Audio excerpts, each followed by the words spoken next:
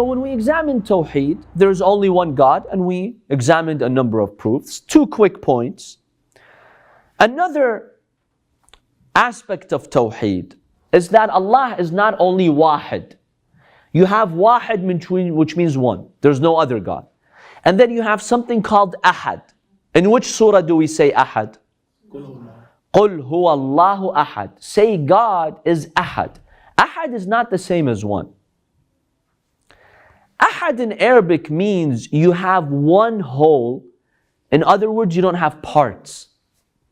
So not only is there one God as opposed to 2 gods, but there is only one God who has one essence. He has no parts. That's the meaning of Ahad. And therefore, based on this verse, we can automatically say God has no body, because whenever you have a body, you've got parts. If you're physical, you've got parts. If you are bound to space and time, you got parts. And Allah subhanahu wa ta'ala is above all parts, because if He had parts, He would need that part. So that's one point about God not having parts. Is that clear? Any questions about that? Whenever you have parts, you're in need to that part, and Allah is not in need. The second point is, if God had a part, that part should be God, not God Himself. Why? Let me ask you a question. When you have a whole and a part, which comes first, the part or the whole? Let me draw an example here so we can see. Let's say you have a table here. See if I can, draw a table. The part comes first. Okay, so this table has 5 parts, let's say. It's got many more, but for this, purpose of simplifying it, it's got 5 parts. 1 is this surface of it, the top. 2 is this leg number 1, leg number 2, leg number 3, and leg number 4. 5 parts. 5 parts. 4 legs and 1 surface, right? All of that we call a table. That's the whole. Now I'll ask the question again. Which comes first, the parts or the whole? The parts. The parts. Because unless all the parts gather together, then you have a whole. But if you remove one part, that's not a full table. You can have a full table only when what?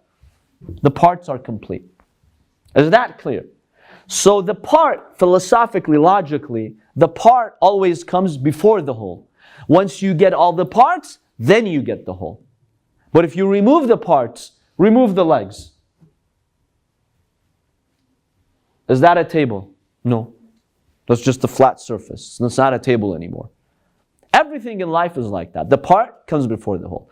If Allah had a part, let's say God had several parts, whatever those parts are, whether they're physical parts or any other parts, those parts had to exist before God as a whole, right? Because the part comes before what?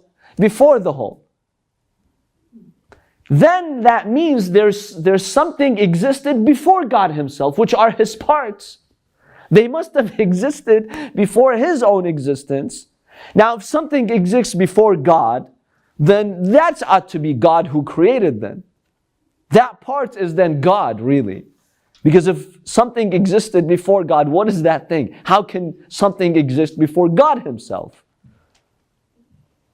So this argument says that a part comes before a whole, and therefore if we say God has parts, this argument is highly problematic, it's illogical, because it indicates that the parts come before the whole. So you had something before God.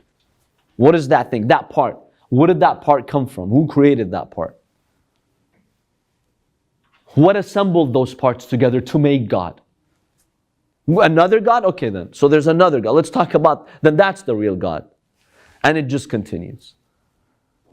So this argument says it's impossible for God to have any sort of parts. Any sort of parts. God is just one. There's absolutely no parts to Him. So this is also one meaning of Tawheed. The first meaning is that there's no other God, just one God. The second meaning is God has no parts. Allah is just one essence. And then there are, other meanings of Tawheed as well that the Quran talks about. For example, God is the only Khaliq, creator. The only one who gives you sustenance, Raziq. The Tawheed of Khalq, the Tawheed of Rizq. That's something we're familiar with. Only God creates. There have been some idolizers, ghulat, within Islam, who've claimed that, for example, Imam Ali alayhi salam or some of the Imams, they create, they give sustenance. That is not correct. And there's an interesting hadith that says once, there was a dispute amongst the Shia whether the Imams create or not, give rizq or not. And they sent a letter to Imam al-Mahdi ajjalallahu ta'ala farajah. This was in the Ghaibah. I believe it was in Ghaibat al-Sughra, the minor occultation. They said, let's see what the Imam says. So the Imam, in a message or a letter that's mentioned in our hadith books, he says, no, Allah is the sole creator, the sole sustainer. But we, the Ahlul Bayt, we ask Allah to create and He creates. We ask Allah subhanahu wa ta'ala to sustain certain individuals and He answers our prayers. But the one who's directly creating or sustaining is Allah subhanahu wa ta'ala. Now you could say, but the Quran talks about Jesus alayhi salam. In one verse He says, I create from clay something that looks like a bird. Inni akhluq. I create. So this tells us that not only God creates, but maybe some of His prophets, messengers, or imams also create.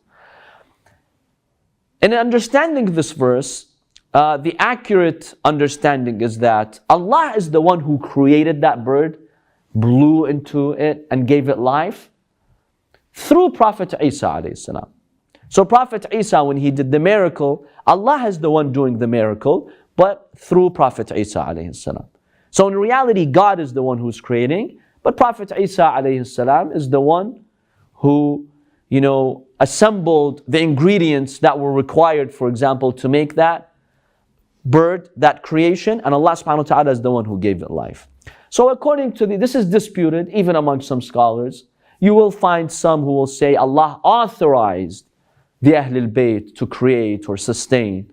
However, it seems that the mainstream view amongst Shia scholars is that only Allah creates, only Allah subhanahu wa ta'ala sustains. The Imams have a role in that. Allah will sustain through them, Allah will create through them, but in the end, He is the ultimate creator, He is the ultimate sustainer. So that's another dimension of Tawheed. There are several other dimensions. The Tawheed in having tawakkul on Allah, the Tawheed in dedicating actions only to Allah subhanahu wa ta'ala. We have these different dimensions. In the next course, we'll examine the attributes of Allah subhanahu wa ta'ala. What features, attributes, characteristics does Allah subhanahu wa ta'ala have? We'll talk about that to know Allah subhanahu wa ta'ala better. وصلى الله على محمد وآله الطاهرين.